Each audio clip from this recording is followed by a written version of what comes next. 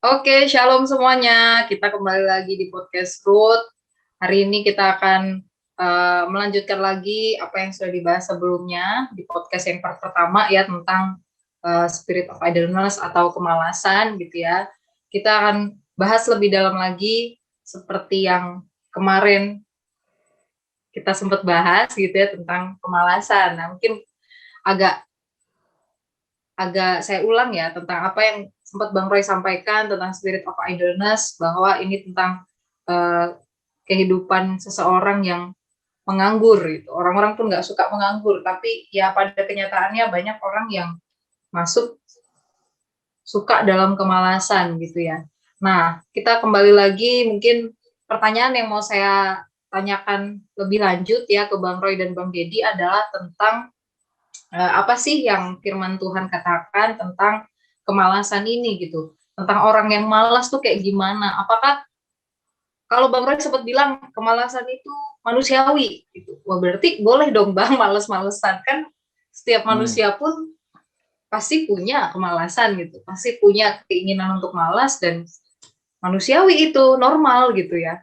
Nah, kira-kira apa sih yang Alkitab katakan tentang ini gitu? Dari Bang Roy atau Bang Dedi, boleh? Abang nih, Ya, boleh atau lah Bang Bang Dedi Roy boleh. dulu. Bang Dedi udah Oh, buka Bang Dedi buka dulu mic. ya. Siap. Pingsut Bang. Sama aja sebenarnya. Nanti abang menyimpulkan. Oh iya, siap bang. Manusiawi iya, tapi nggak semua manusiawi itu benar kan. Nggak semua yang manusiawi itu benar di hadapan Tuhan gitu. Dan banyak ayat di Alkitab juga menegur kemalasan ya, menegur kemalasan di perjanjian lama ada, perjanjian baru ada, dan tadi Bang Roy juga di awal sempat kutip satu ayat juga ya.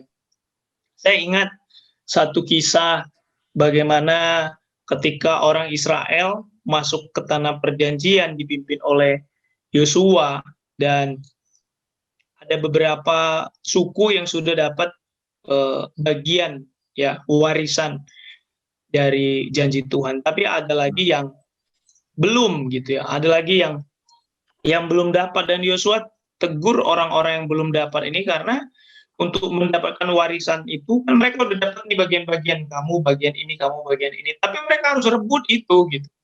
Tapi mereka harus rebut itu dan taklukkan bangsa yang ada di tanah itu. Dan pada saat itu ada 7 suku ya. Di kitab Yosua itu ada 7 suku yang belum dapat bagian, dan mereka sebenarnya udah ditetapkan bagiannya, tapi mereka nggak rebut. Dan Yosua tegur gitu. Yosua tegur. Berapa lama lagi kamu bermalas-malasan gitu. Ya, harusnya kamu pergi gitu, menduduki tanah yang sudah diberikan pada nenek moyangmu. Jadi itu ditegur gitu. Mereka bermalas-malasan. Di perjanjian baru juga yang sering kita dengar ya firman Tuhan, Paulus bilang kan, janganlah hendaknya kerajinanmu kendur. Ya. Jadi kemalasan bisa dikategorikan dosa loh, gitu. Kemalasan bisa jadi dosa. Karena kan akhirnya kita lebih memuaskan keinginan kita. Yang sebenarnya kita ditebus oleh Tuhan bukan untuk itu, untuk melayani Tuhan, bukan untuk melayani diri kita. Ya, kita tidak menjadi Tuhan atas diri kita sehingga kita harus melayani atau memenuhi kebutuhan diri kita. Enggak, gitu. Nah, itu jadi dosa. Kita bisa berhala, menjadikan diri kita berhala, berhalakan diri kita, sorry. Ya, kita jadi berhala gitu karena kita melayani keinginan diri kita. Ya, malaskan keinginan diri kita. Nah, itu ditegur ya. Penyembahan berhala itu ya dosa ya. Kan sangat keras menegur penyembahan berhala. Ya kan? Ya, jadi kemalasan itu bisa jadi penyembahan berhala terhadap diri kita. Karena kita sedang melayani diri kita, memuaskan keinginannya, malas lah. Inilah, kita perlu tahu juga bahwa kita tuh diciptakan untuk mengerjakan sesuatu kan. mengelola sesuatu, mengusahakan sesuatu. Usahakan bumi ini, mengelola bumi ini. Ya. Nah, jadi kita sudah ditebus nih oleh Tuhan. Kita sudah menjadi bagian daripada Kristus Yesus dalam kita dan kita dalam Yesus. Kita harus mengerjakan sesuatu. Ya kan? Makanya Paulus juga bilang kan, di dalam tulisannya dia bilang, kerjakanlah keselamatanmu, gitu. Kita suruh mengerjakan keselamatan kita, bukan berarti nikmati, diem, santai. Enggak, kita harus mengerjakan keselamatan kita. Gitu. Bukan berarti ketika kita diselamatkan kita jadi ya udah nyantai, saya sudah ditebus kok, saya sudah dapat keselamatan kok, gitu. Enggak, bukan untuk santai-santai. Justru anugerah Tuhan, kasih karunia Tuhan memampukan kita untuk bekerja lebih keras. Paulus juga bilang gitu kan, kasih karunia membuatku bekerja jauh lebih keras. Ya, lebih giat, lebih rajin maksudnya. Ya. Nah, jadi itu bahaya kemalasan ketika kita kompromi dengan kemalasan. Betul, memang kemalasan itu ada menjadi bagian dari setiap kita. Tapi kita ditebus bukan untuk hidup. Itu kan hidup lama ya. Itu kan hidup lama kita. Gitu.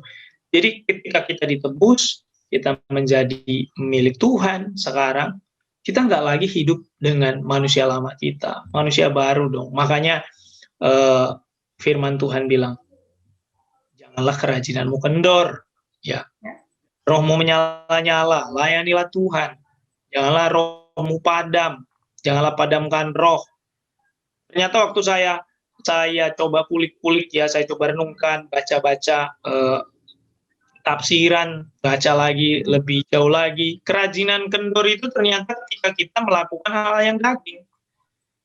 Gitu. Akhirnya kerajinan kita kendor. Roh itu juga padam ketika kita melakukan hal yang daging. Kemalasan juga hal yang daging. Gitu.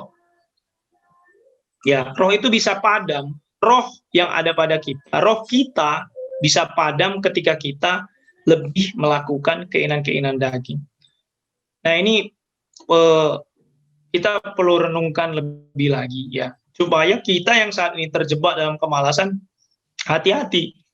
Gitu. Kita sedang menuju kepada banyak sekali keterpurukan nantinya, banyak sekali penyesalan. Gitu. Banyak sekali kerusakan, tadi sudah disebut sedikit oleh Bang Roy ya. Kita bisa juga nanti ngalami kekurangan karena kemalasan. Orang nggak kenal Tuhan juga, lihat, orang nggak kenal Tuhan juga, kalau misalnya dia rajin, karena ini sudah ketetapan Tuhan ya, orang yang rajin dia akan dapat upahnya gitu. Orang rajin dia akan dapat upahnya. Perumpamaan talenta, orang yang dapat 1 talenta itu yang dia malas nggak kerjain apa, kan ditegur dengan jelas sama Tuhan. Nah, apalagi kita ya, itu cerminan buat kita. Kalau misalnya kita udah diselamatkan sekarang, kita bermalas-malasan, kita ditebus tuh buat apa? Jadi kita perlu tahu tujuan hidup kita untuk mengapa kita diselamatkan. Ya, Bang Roy bisa menyimpulkan. Oke. Ya. Menarik banget. Tadi dibilang kemalasan berarti bisa menjadi berhala ya. Agak susah Bang Didi nyebutnya, memberhalakan diri ya, memberhalakan kemalasan itu sendiri gitu, melayani diri kita dengan melayani kemalasan. Dengan apa ya? Malas-malasan itu sama dengan melayani diri sendiri. Gitu. Ya. Nah, jadi diri kita yang jadi berhala. Yes. Oke, setuju Bang. Nyambung banget dengan tadi yang sempat disampaikan sama Bang Roy juga ya, bahwa ya itu bisa menimbulkan dosa, jatuh dalam zona nyaman bisa menimbulkan dosa ya, itu tadi kaitannya bahwa bisa malah jadi memberhalakan diri sendiri gitu ya. Mungkin kalau dari Bang Roy sendiri gimana Bang? Ya, ada juga nih temannya kemalasan atau idleness ini ya. Ada namanya kelesuan. Kelesuan. Iya, itu orang juga bahas kelesuan. Gimana itu Bang? Spirit, kita berbicara dalam tataran rohani ya. Saya sedang mencoba membahas ini dalam tataran rohani. Karena idleness ini tidak berarti orang ini tidak melakukan apa-apa. Tapi idleness ini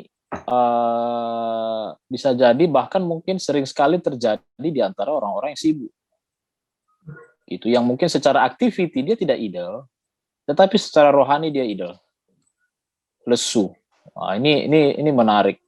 Jadi lagi Abang mengatakan bahwa yang kita bahas berkali-kali di podcast ini seringkali adalah sesuatu yang banyak anak-anak Tuhan tuh nggak sadari. Idleness ini tidak ada kaitannya dengan kesibukan kita bahkan.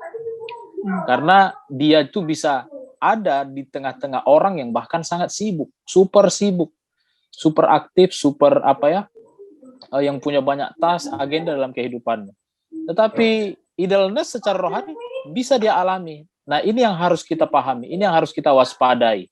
Sama seperti dosa, ya, itu tidak ada ketakutannya dengan, dia tidak takut dengan status rohani. Hal yang sama juga dengan idleness ini, adik-adik, rekan-rekan semua yang mendengarkan. Nah, kalau boleh agak panjang ini, saya mau bahas satu ayat sebenarnya. Satu ayat itu perikop tentang perkataan Paulus, ya. Nanti kalian yang mendengar juga bisa melihat di Alkitabnya itu di 2 Tesalonika, ya. 2 Tesalonika 3 itu ada dari ayat 6 sampai ayat 18. Itu kalau dikupas itu Paulus bahas habis tentang tentang idleness.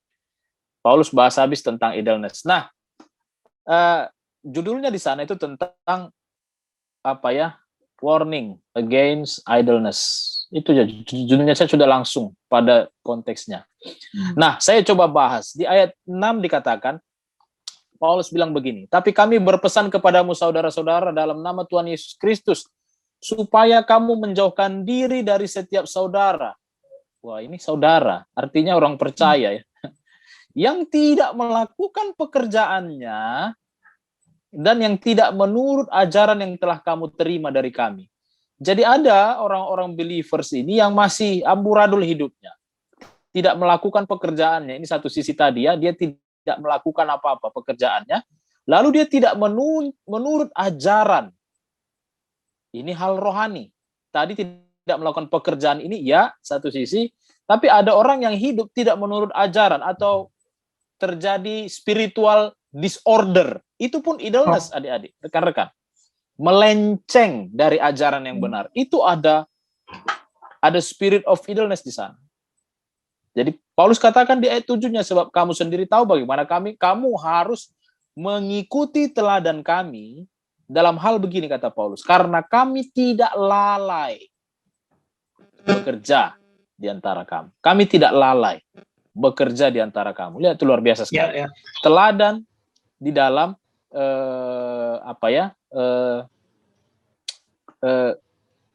bekerja, ya. Tidak lalai juga secara rohani. Makanya dibilang Paulus, kami tidak makan roti orang dengan percuma. Kami nggak hidup dari orang lain. Kami nggak makan roti yang tidak kami usahakan. Tapi kami berusaha dan berjerih payah siang malam supaya jangan menjadi beban bagi siapapun. Nah, ini dengar. Orang yang idle akan jadi beban bagi tubuh Kristus. Akan jadi beban bagi siapa saja.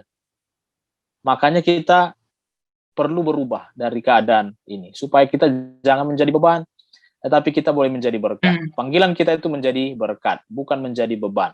Ya,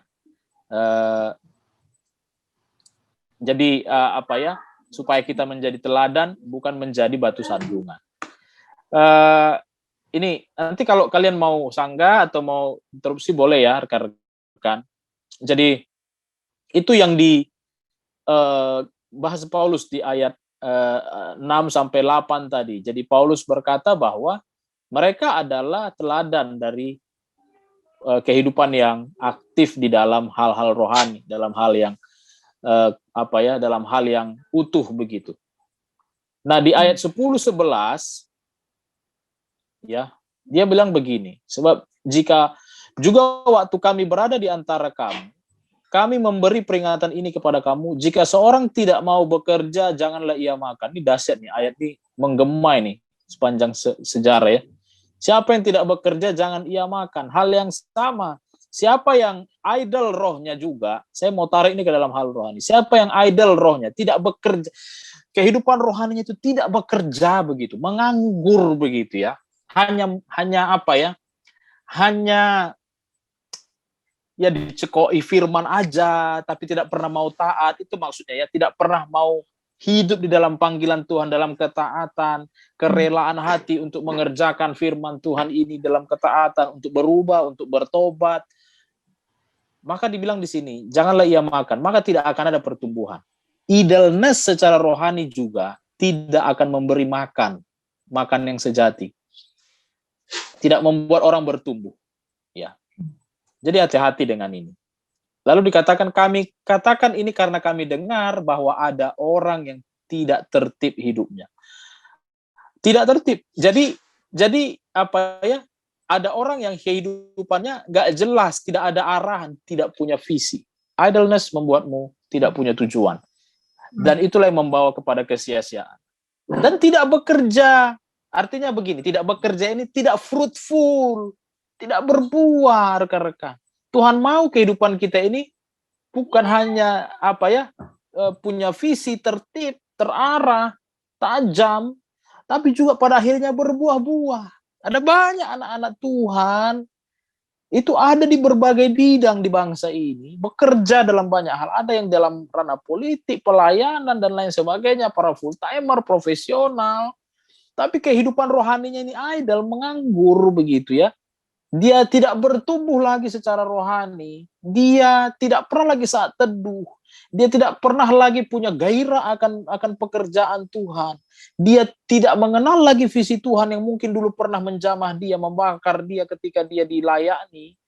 Sehingga dia hidup seperti orang biasa, menghidupi kehidupan dunia, menghidupi kehidupan standar, hanya untuk survive, bertahan hidup, mengumpulkan harta, mencari kebahagiaan lebih dan lebih lagi bagi dirinya sendiri, sehingga pada akhirnya dia tidak fruitful, tidak menghasilkan hal-hal yang kekal dari hidupnya, dan Tuhan tidak dipermuliakan di sana begitu. Dengan apa ya, pada sisi yang lain dosa mulai mengintip di hidupnya dari depan, belakang, atas, bawah, sehingga ada banyak anak-anak muda, orang-orang Kristen ini, apa ya, rekan-rekan kita ini berjatuhan, bergelimpangan secara rohani, walaupun tampaknya mereka tetap hidup, tetap happy, tetap bekerja, tetap berkomunitas di mana-mana, tapi di dalam sini itu sudah porak-poranda. Sudah banyak yang terjadi seperti itu. Makanya sedih kalau kita melihat tiba-tiba ada rekan yang jatuh dalam dosa dan itu parah. Dan dia seperti tidak kenal Tuhan lagi. Ketika kita kunjungi, ketika kita mau ketemu sama dia lari, dia menutup dirinya dan lain sebagainya. Kenapa? Karena idleness secara rohani tadi itu telah menghancurkan banyak hal dari dalam, sehingga pelan-pelan luarannya pun akan berantakan. Makanya dikatakan di sana, dikatakan ya, tidak tertib hidupnya dan tidak bekerja, melainkan sibuk dengan hal-hal yang tidak berguna. Jadi bukan berarti dia tidak lakuin apa-apa, tapi bisa juga dia sibuk gitu, tetapi tidak berguna. Bukan berarti bekerja nggak berguna, bukan berarti apa berorganisasi tidak berguna, melakukan apapun tidak berguna, tetapi maksudnya ada yang miss. Ada yang miss, yang fundamental dalam kehidupan rohani ini yang tidak lagi dikerjakan. Dia tidak ngerti lagi hidupnya. Dia punya banyak depresi di hatinya, dalam pikirannya dan lain sebagainya, sehingga dia jatuh dalam pergaulan yang buruk, pacaran yang tidak kudus, hancur hidupnya dan lain sebagainya. Tapi tetap ke gereja, hidup di dalam semua topeng dan lain sebagainya. Itulah idleness. Apa dalam kesejatiannya yang tidak disadari banyak orang. Ini yang harus saya pikir harus kita tinju masalah ini supaya dimengerti banyak anak muda. Ini pokok yang menurut saya paling penting dari idleness ini. Sehingga secara rohani dia lesu banget, tidak punya gairah apa-apa. Roh, kata Bang Diri tadi, rohnya tidak menyala-nyala dan tidak melayani Tuhan. Melayani diri sendiri jadinya. Dan Paulus bilang, jauhilah orang yang demikian ya Bang. Nah, di ayat seperti ini, di 2 Tesalonika 3 ayat 10. Ini Paulus yang berkata. Karena yang kayak Abang bilang tadi kan, misalnya kayak di rumah ada yang nggak ngapa-ngapain, kan yang menjadi beban keluarga kan. Gitu. Dia nggak mau kerja, tidur ini nggak mau. Ya, yang harusnya dia sehat gitu, dia bisa kerja, tapi dia nggak mau ngerjain gitu. Kan jadi beban kan.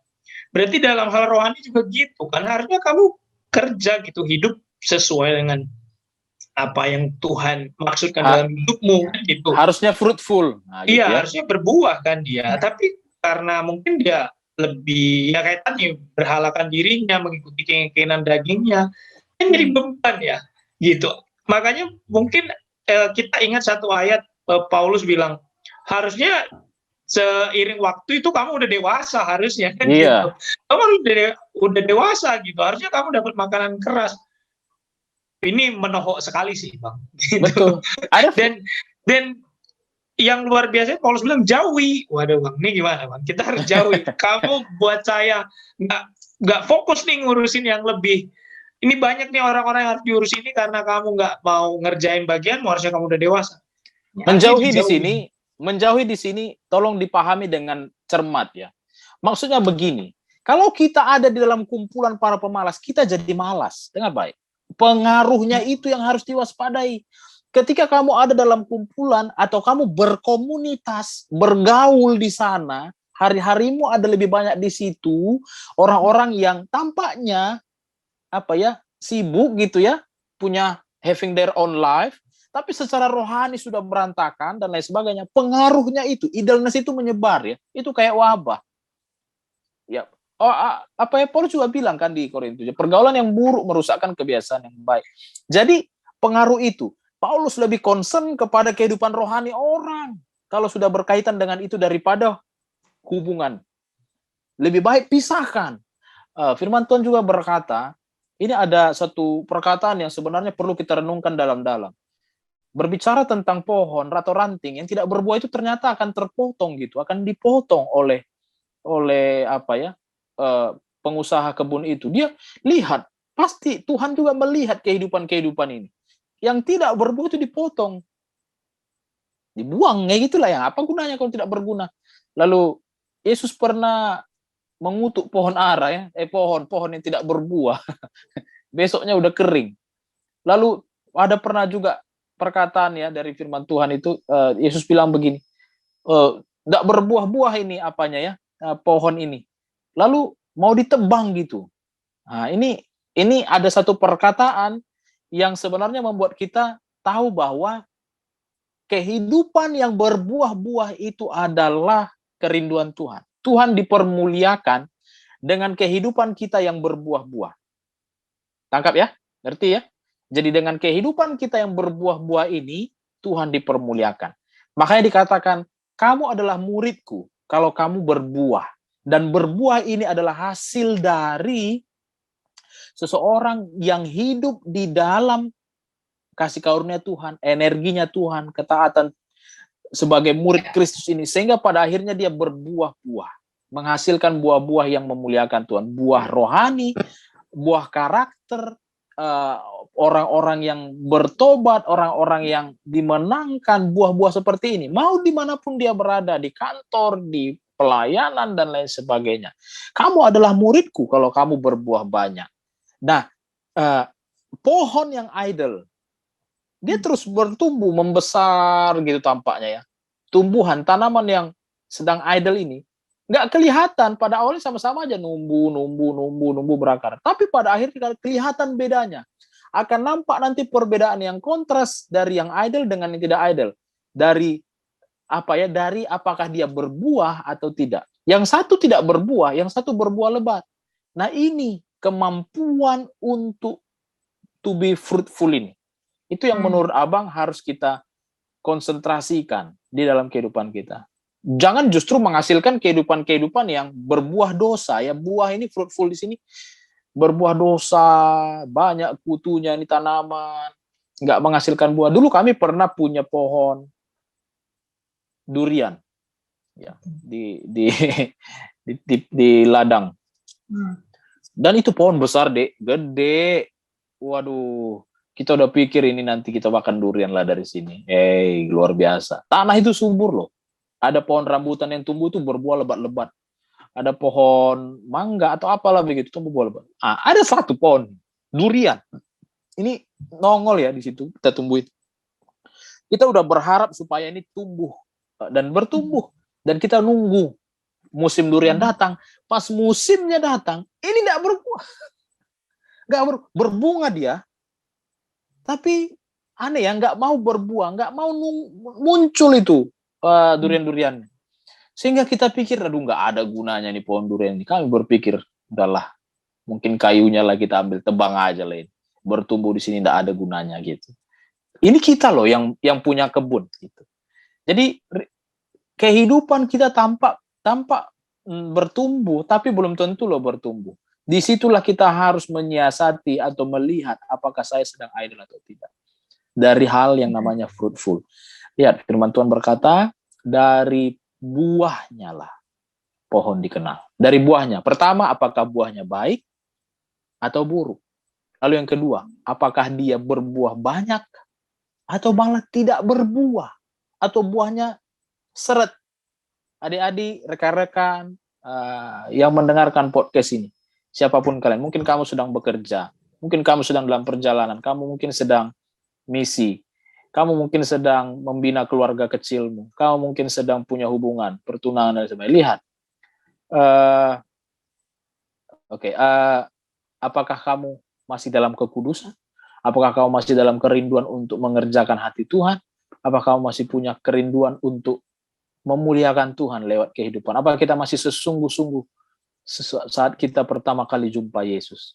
Inilah idleness yang saya pikir harus kita bahas, kita renungkan, kita pikirkan, kita waspadai hari demi hari. Amin. Gitu kira-kira. Yes. Baik, puji Tuhan Bang. Mungkin ini menarik banget karena memang ini sangat jelas terjadi ya, sangat jelas terjadi kalau tadi sempat dibahas-bahas, banyak akhirnya anak-anak muda yang bahkan sudah pernah dimuridkan, sedih-sedihnya tiba-tiba ending-endingnya mereka di akhir udah mungkin itu ya menurut saya juga jadi karena akibat idleness rohani, kemalasan rohnya padam gitu, rohnya malah padam gitu ya, jadi malas. Ya seperti yang Bang Roy, Bang Dedi sampaikan tadi ya, bahwa bisa jadi idle-nya bukan karena nggak ngapa-ngapain, tapi secara roh sebenarnya lagi lemah di situ ya. Iblis mengaum-ngaum, singa mengaum-ngaum, iblis seperti singa yang mengaum-ngaum gitu, pengen menelan kita, dan ternyata kita jatuh di situ gitu. Banyak akhirnya anak-anak muda atau mungkin yang sering terjadi yang saya sering temui ya, justru terjadi di banyak alumni gitu, yang banyak alumni yang sudah pernah dimuridkan, mengerti kebenaran, tapi pada akhirnya ya jatuh juga, mungkin karena mulai membuka celah di situ gitu ya Bang. Oke. Tapi Bang, mungkin ini pertanyaan terakhir ya dari saya.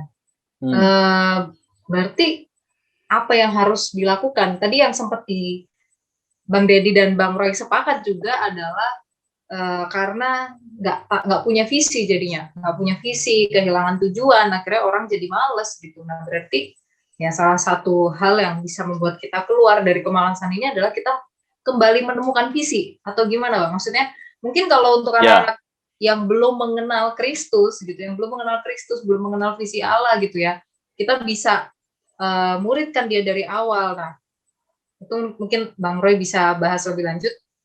Tapi kemudian kalau yang sudah mengerti, mungkin ada juga orang yang sudah mengerti kebenaran, sudah ngerti gitu ya, tapi pada akhirnya kehilangan visi lagi gitu, kehilangan visi. Terus apa yang harus dilakukan untuk bisa keluar dari kemalasan itu tadi ya, kematian rohani? Pertama, ya memang pertama-tama kita ini perlu terus datang ya ke tahta kasih karunia, perlu datang kepada Yesus. Yesus berkata, marilah kepada aku, katanya ya, semua yang letih lesu dan berbeban berat, semua yang lesu, semua yang menganggur secara rohani ini, semua yang kering kerontang, semua yang sedang tidak baik secara rohani, mari datang kepada Yesus. Yesus adalah sumur pemulihan kita, harus datang ke sana. Yesus adalah benteng kekuatan kita. Nah, datanglah kepada Yesus, sumber air yang tidak berhenti mengalir sampai kepada kekekalan itu. Semua harus kembali datang kepada Yesus, datang kembali ke kayu salib. ke tahta kasih karunia, di sanalah kita akan dipulihkan dan dilayani oleh Tuhan. Adik-adik, rekan-rekan, dimanapun kalian berada. Dengan sadar datang, berdoalah lagi. Datang kepada Tuhan dengan merendahkan dirimu. Tuhan, ini aku, ini saya.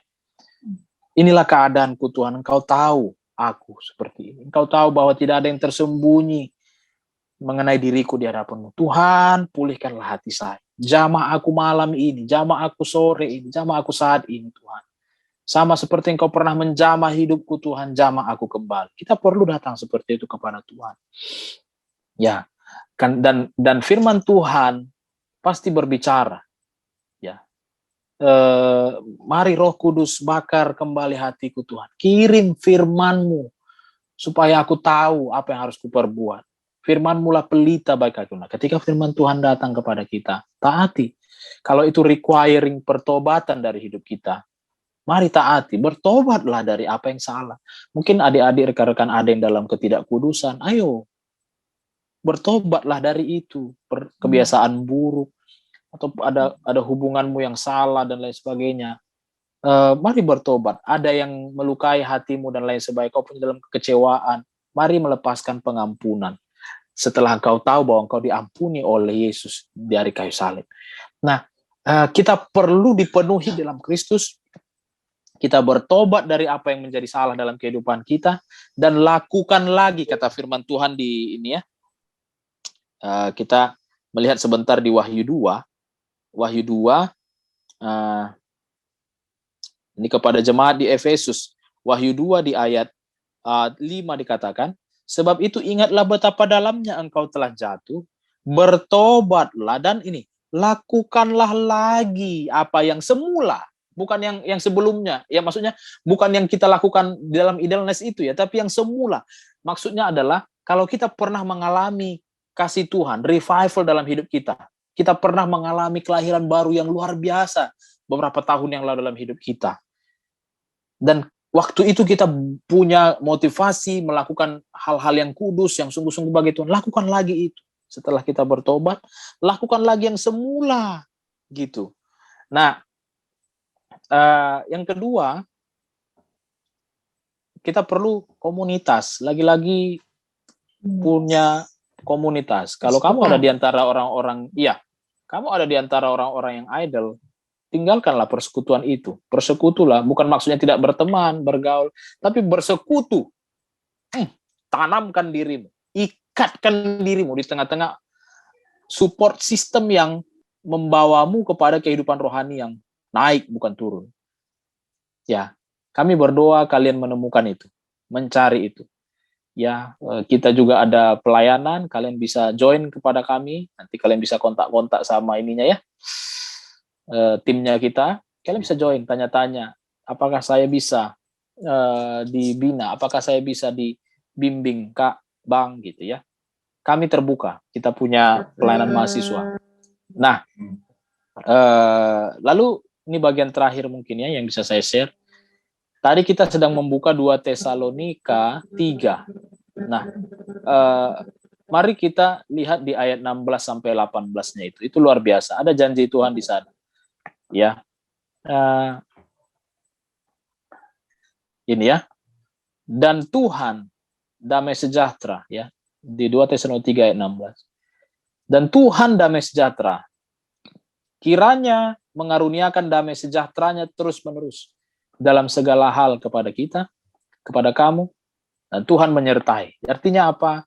Mari kita lari kepada Tuhan, sehingga segala intimidasi yang datang karena idleness ini, kelesuan-kelesuan ini, dikalahkan oleh damai sejahtera Kristus yang terus-menerus, continually, tidak berubah, tidak menurun, tetapi konstan, dan terus ada pada kita. Dia menyertai kita dalam damai sejahtera, sehingga kita terus punya kekuatan baru untuk berbuah-buah bagi Kristus. Lalu di ayat 18 dikatakan, kasih karunia Kristus menyertai kita sekalian. Ini adik-adik harus pahami. Di dalam semua pergumulanmu, dalam semua masalahmu, dalam semua kerja kerasmu, dalam semua kehidupanmu, kamu harus kembali mengingat ada kasih karunia Kristus menyertai kita. Sehingga kehidupanmu adalah kehidupan yang dibawa oleh Roh Kudus kepada buah-buah. Itu kira-kira ya. Tuhan memberkati nih semua anak-anak yang mendengarkan, adik-adik, rekan-rekan yang mendengarkan. Gitu. Amin. Ya. Oke. Ya, wah luar biasa Bang, makasih Bang. Jadi berarti ini kemalasan ini kalaupun dialami oleh adik-adik atau kakak-kakak yang sudah alumni gitu ya, satu-satunya jalan untuk bisa keluar dari kemalasan ini ya datang kepada Tuhan gitu ya Bang ya. Tetap datang kepada Tuhan, mencari makanan rohani ya, mencari firman Tuhan gitu. Kembali lagi lakukan yang semula karena memang ya mungkin ini musuh kemalasan ini musuh kita sama-sama yang perlu kita perangi, khususnya ya ketika rohani kita mulai terserang dengan kemalasan rohani ya, malas untuk mungkin sibuk di pelayanan tapi dalamnya hancur gitu. Iya. Betul Bang. Jadi memang setuju sekali dengan apa yang disampaikan sama Bang Roy, dan memang kadang banyak anak-anak muda yang mungkin bosan, ayah aku tahu kok pasti datang kepada Tuhan jawabannya, tapi memang itu jawabannya gitu. Itu tidak memandang usia rohanimu seperti apa, seberapa dewasa rohani gitu. Yang namanya sumber kita adalah firman Tuhan ya, pasti kalau kita nggak melekat ke situ ya lama-lama ya juga ya Bang. Jangan datang kepada Tuhan itu dengan sombong ya. Aku tahu memang aku harus datang kepada Tuhan. Aku udah datang kepada Tuhan, Kak. Itu sombong tuh hati. Nggak akan pulih itu. Datanglah kepada Tuhan dengan hati yang hancur. Kamu harus betul-betul merendahkan diri di hadapan Tuhan. Kita harus betul-betul memecahkan hati kita yang di hadapan Tuhan. Wah, aku ini gagal total. Aku ini berantakan. Aku ini sia-sia. Sehingga Tuhan menjadi besar di depan kita. Tuhan itu menjadi mulia, tinggi, luhur gitu ya. Kalau kita masih menganggap, aku tahu kok, aku ngerti, gini-gini. Kita merasa bahwa kita itu sebenarnya masih bisa menjadi problem solver bagi diri kita sendiri. Cukup sombong datang kepada Tuhan. Sehingga ya, nggak ada yang kita dapatkan begitu. Tapi kalau kita datang dengan kerendahan hati, Tuhan akan mengangkat kita. Itu sih. Amen. Ya.